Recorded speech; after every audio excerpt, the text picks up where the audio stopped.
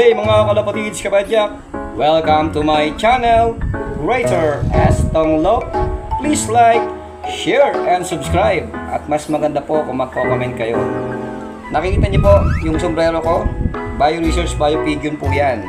At yung ating mga manok at sisiw na nasa t-shirt ko naman. So kaya naka Bio Research Bio Pigeon po tayo na sombrero. Ito po ay tungkol, ang content po natin ngayon ay tungkol po sa mga kalapati na galing sa Bio Research Bio Pigeon at kalapati ko na sarili ko na pinarisan ko ng isang galing sa Bio Research Bio Pigeon.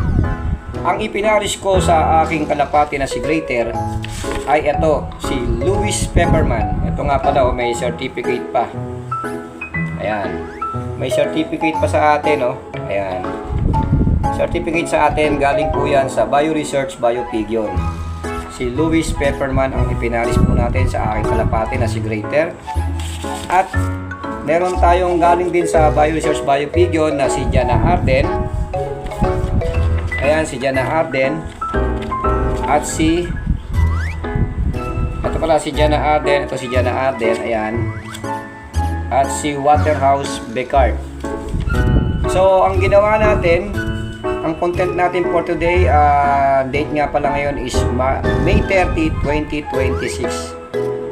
Bali, ipapakita ko sa inyo kung ano pinagkaiba nung pure na US at yung US na may kakaibang kalapati na pinarisan ko. Yun nga yung si Louis Pepperman na galing sa Bio Research Bio Pigeon at si Greater.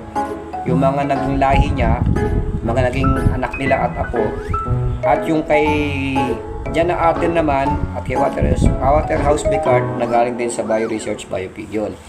At pati na yung sa galing sa Bukawi, Bulacan na nabili ko, yung parang German Imbric na pareho pong pula, yung yung female ay may puti-puti, yung isa ay pula talaga. So yun na pinagpares ko. Bali tatlong pares po sila na may papakita ko sa inyo mamaya yung mga lahi nila. Okay? Umpisahan na po natin mga kalapatis kapadyak, ha. At sa mga hindi pa po nakapag-subscribe sa akin, please subscribe my channel, Greater Estong Lop. And huwag niyong kalimutang pinutin ang notification bell para kapag may mga video tayo, may update, ma-update po kayo. Okay, umpisahan na po natin. Eto na, kalapatis kapadyak, no? Ito yung tatlong pares ko na to.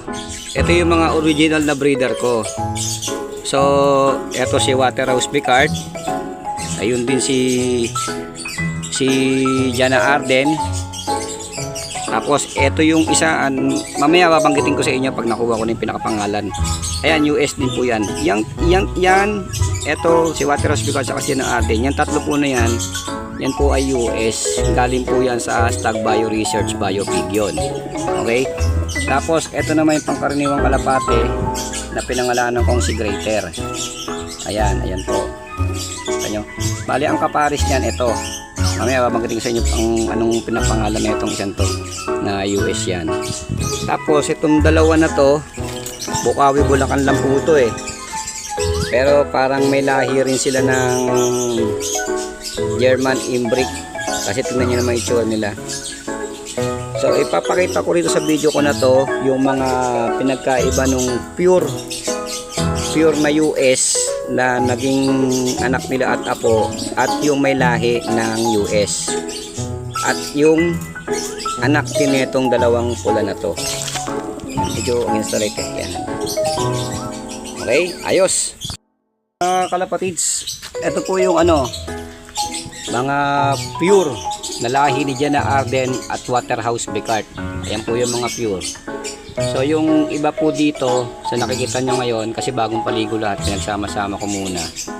Yung iba po dyan ay breeder na. Pakita ko sa inyo yung breeder na dyan, ha. Ito breeder na to. Yan yung may itim, yung puti na yan na may itim sa buntot. Saka ito yung kamukha ni Jana Arden. Tapos ito breeder na rin to. Tapos yun, yan, breeder na rin yan. Tapos yung isa pa na, saan pa ba? Naipit na. Yan. Ito breeder na rin po ito. Itong isang puti na to. Tapos yun po ba, ito breeder na rin, itong isang puti din na to na meron ding itim sa buntot. Yan. So tapos yung puro puti, tsaka ito mga apo na po yan. Apo na yan na dyan na Arden at Waterhouse Bicart. So kaya ako nasabi sa inyo to, itong apo tsaka yung mga anak, kasi lahat po yan ay pure. So nanggaling lahat yan kay Jana Arden at Waterhouse Bicart. So yan po, malalaki po sila. Ipapakita ko naman po sa inyo yung lahi nung isang US na sinamahan ko na pinarisan ko ng si Greater lang, yung simpleng kalapati lang. Papakita ko sa inyo ito. Ito naman po, yung mga nakikita nyo rito, ito yung mga hindi siya pure na US, pero nalahian siya ng pure na US. Katulad po nito, ito kay Greater to, saka isang yung kapares nun na pure US. Ito naman puti na to, puti, di ba? Pero ang lahi po niyan, doon po yan sa dalawang pula na pinakita ko sa inyo ng breeder. Saka yun, yung isang pula na yun, anak din yun doon. Tapos ito pala napasama lang, ayan, pure din po yan, pure din yan, mamaya sasama yan, yan yung pure breeder na rin po yan. Tapos yun, yung mga yun yung puro itim na yan, saka mga gray, puro sa lahi po ni Greater yan na nalahian ng US. Mamaya babanggitin ko sa video ko yung lahi ng asawa ni Greater. Tapos ito nag-iisa yan, bali ang kapares pala niyan yun yung nalahian ng pure na US ni Jana Arden at Waterhouse Bicart. Yun ang anak nila. Tapos ito bago lang to na may puyo sa ulo, magkapares po yan. Yan, breeder na po. Ayos. Kalapatids kapadyak, ito na po sila. Ayan po lahat yung pure US. Yan ay anak at apo ni Jana Arden, kakross kay Waterhouse Bicart from #BioResearch BioPigeon. Ayan po lahat sila. Ayan. Nakita nyo naman siguro si Jana Arden saka si Waterhouse Bicart, kaya ganyan ang mga kulay ng kanyang mga inilabas at naging apo. Ayan po sila lahat.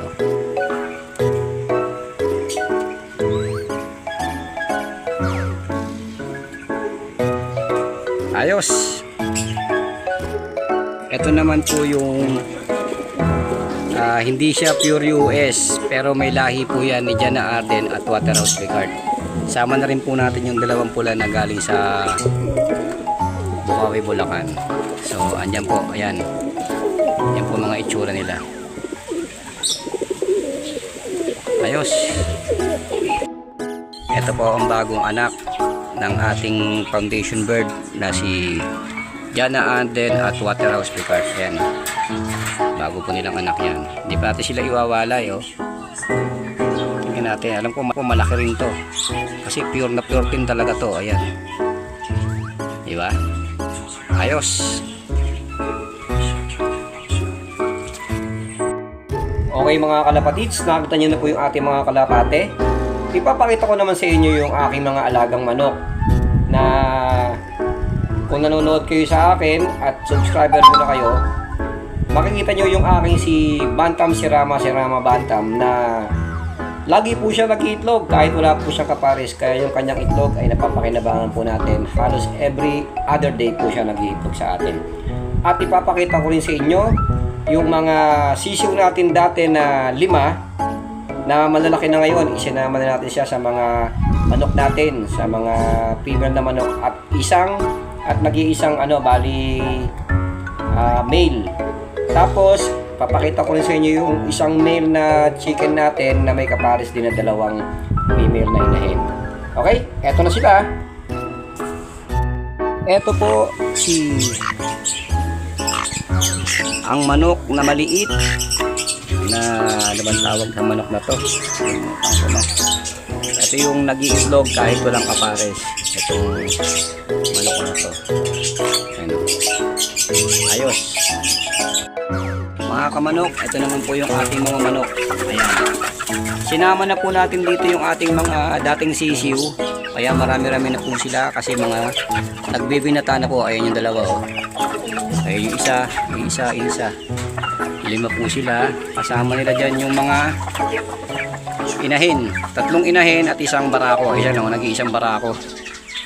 Ito yung nanay nila o. Yan. Ayun, inahin din. Saka itong isang nasa taas, inahin. Ayun yung 2 sisiw, na dating sisiw. Ito yung 3. Ayos. At, tingnan natin. At, meron na naman pong itlog. Yan. Dami o. Mukhang pili sa ina rin yan. Diba? Ayos. Naman yung nakabukod nating manok na isang lalaki, isang inahin at isa pang inahin. Yan. Hindi kasi pwede magsama sa isang kulungan ang 2 barako dahil mag-aaway po sila. Kaya nagbinukod ko itong 1 barako at pinarisan ko siya ng 2 inahin. Ayos! Okay mga kalapatids kapadyak, tapos na po ang ating video. Lagi ko pong sinasabi sa aking video, walang ibang makapangyarihan sa lahat, kundi ang Diyos na nasa langit. Maraming salamat. God bless us all. Thank you. Bye-bye.